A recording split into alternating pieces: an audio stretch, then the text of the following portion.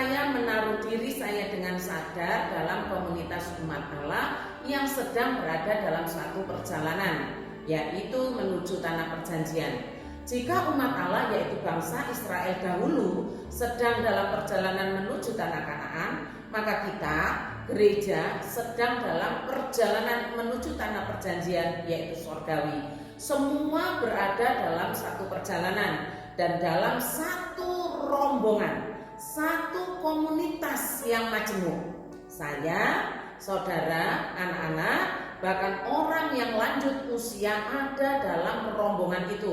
Rombongan umat Allah.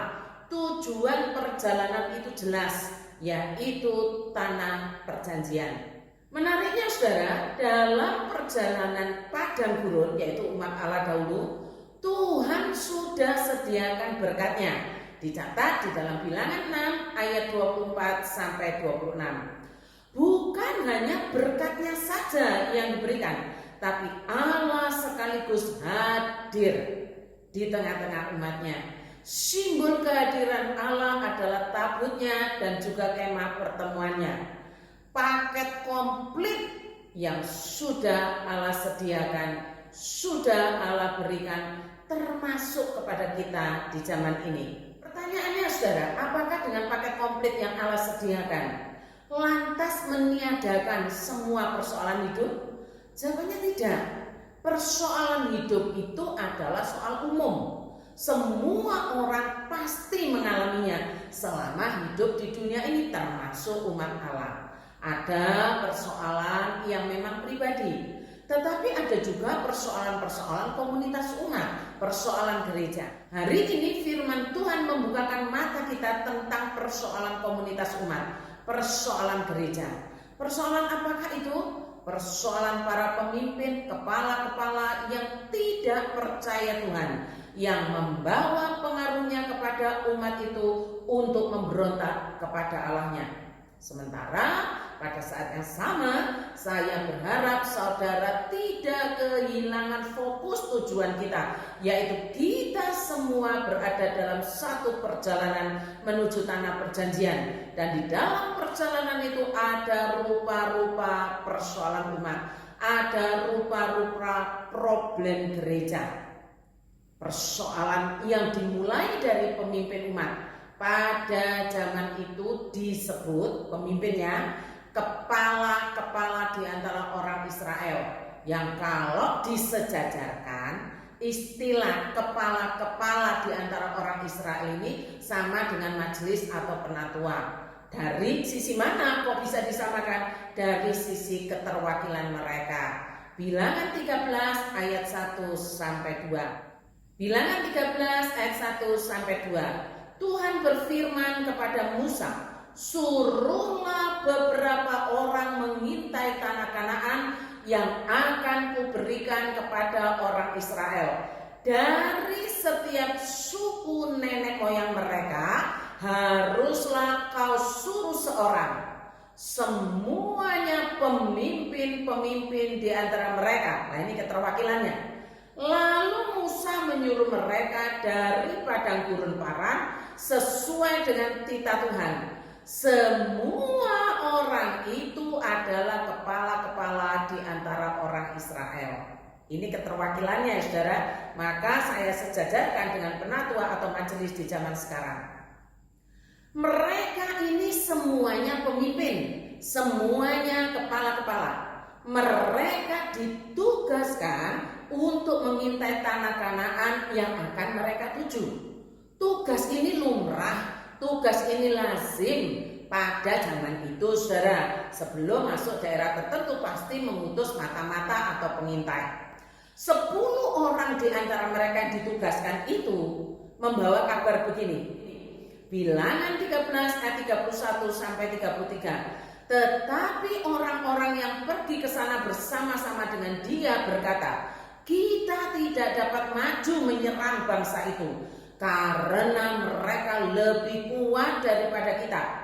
Juga mereka menyampaikan kepada orang Israel kabar busuk tentang negeri yang diintai mereka dengan berkata, negeri yang telah kami lalui untuk diintai adalah suatu negeri yang memakan penduduknya. Dan semua orang yang kami lihat di sana adalah orang-orang yang tinggi-tinggi perawakannya. Juga kami lihat di sana orang-orang raksasa, orang enak yang berasal dari orang-orang raksasa, dan kami lihat diri kami seperti belalang, dan demikian juga mereka terhadap kami. Kabar busuk. Kabar busuk itu apa? Salah satu terjemahan Alkitab lain mengartikan sebagai kabar angin, kabar yang mematahkan semangat. Bilangan 13 ayat 32, sebagian besar pengintai itu memberikan tanggapan yang mematahkan semangat. Negeri itu memakan penduduknya, orang-orangnya bertubuh besar lagi kuat. Siapa yang mengabarkan hal busuk itu? Ternyata para pemimpin, kepala-kepala di antara orang Israel. Kabar busuk itu disengaja. Kabar busuk itu sudah direncanakan. Jadi bukan sekedar keseleo lidah, bukan. Sudah direncanakan. Bukan juga dikatakan wah saya tidak sadar, bukan.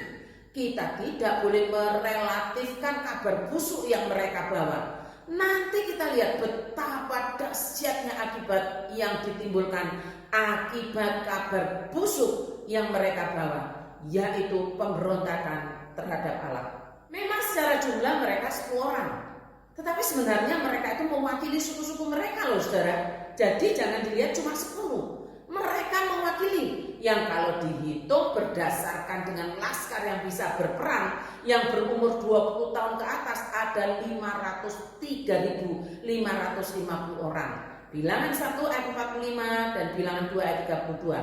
Jadi 10 orang itu mewakili jumlah yang sangat besar, yang sangat banyak. Keterwakilan ini sama dengan pelayanan sebagai majelis. Majelis itu kan dipilih karena mewakili dari jemaatnya. Gereja yang seperti itu. Tapi ternyata saudara 10 pengintai itu membawa kabar busuk. Akibatnya apa? Dicatat dalam bilangan 14 ayat 1 sampai 3. Lalu segenap umat itu mengeluarkan suara nyaring dan bangsa itu menangis pada malam itu. Bersungut-sungutlah semua orang Israel kepada Musa dan Harun. Dan segenap umat itu berkata kepada mereka, sekiranya kami mati di tanah Mesir atau di padang gurun ini, mengapakah Tuhan membawa kami ke negeri ini? Supaya kami tewas oleh pedang dan istri serta anak-anak kami menjadi tawanan? Bukankah lebih baik kami pulang ke Mesir? Saudara, ini yang namanya pemberontakan. Berontak kepada Allah. Lawang perjalanan itu jelas menuju tanah perjanjian yang Tuhan janjikan. Sekarang akibat kabar busuk para pemimpinnya, para kepala-kepalanya itu, segenap umat memberontak. Segenap umat memberontak kepada Allah, itu jelas. Allah suruh maju, mereka menginginkan mundur dan balik ke Mesir. Cara mereka memberontak adalah mengambil sikap yang berlawanan dengan apa yang Tuhan firmankan. Itu pemberontakan.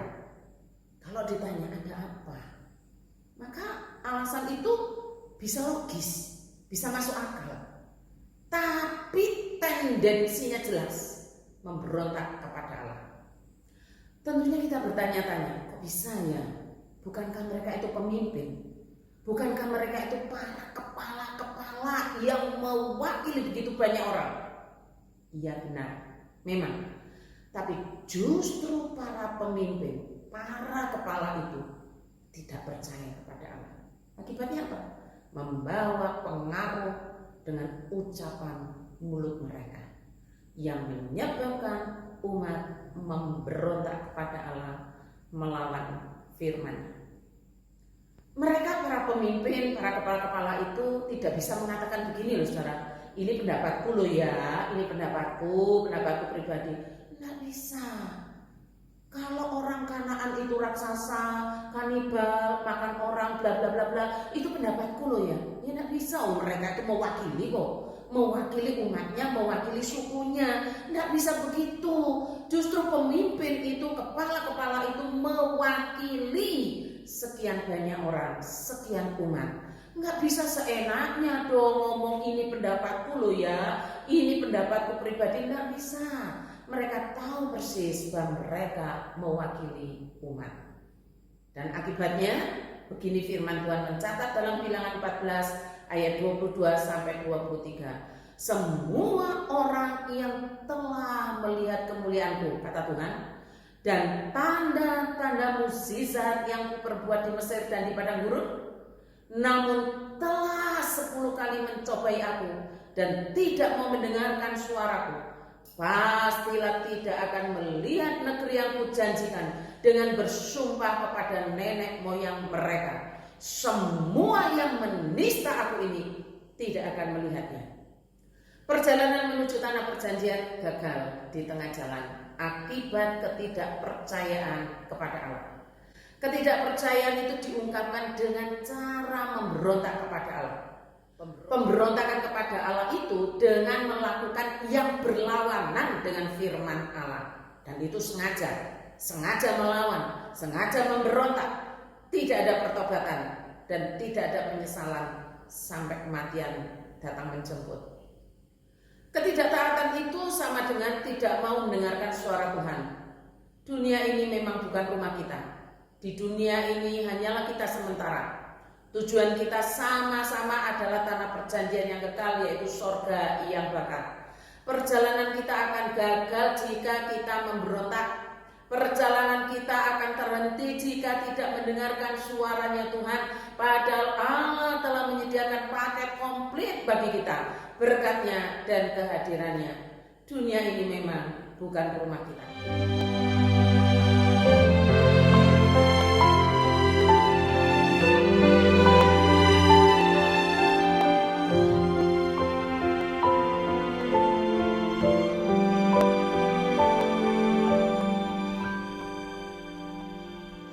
Dunia ini bukanlah rumahku. Semua yang ada hanya sementara.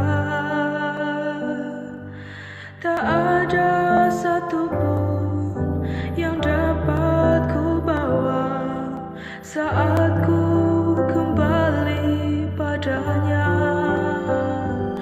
Ku sadari singkat hidup ini seperti embun pagi yang datang dan pergi. Selama ku hidup, senangkan hatimu. Ku yakin kembali padamu. Janjimu kan membawaku. Di mana kau ada, aku pun berada.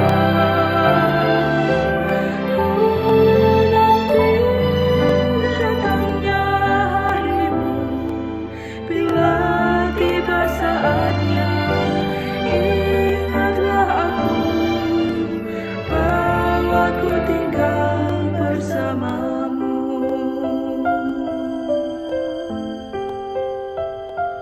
Ku sadari singkat hidup ini seperti embun pagi yang datang dan pergi. Selama ku hidup, senangkan hatimu.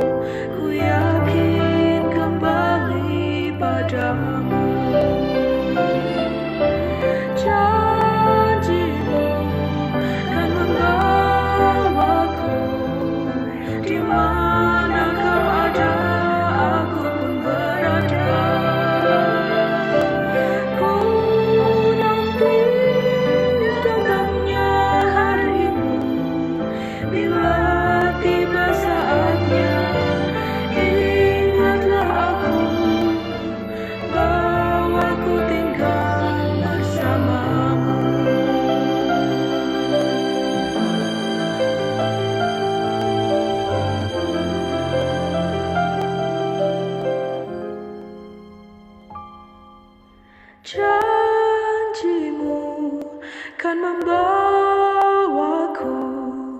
Di mana kau ada, aku pun berada. Ku nanti datangnya harimu, bila tiba saatnya. Ingatlah aku, bahwa ku tinggal bersamamu. Bila tiba saatnya, ingatlah aku, bahwa ku tinggal bersamamu.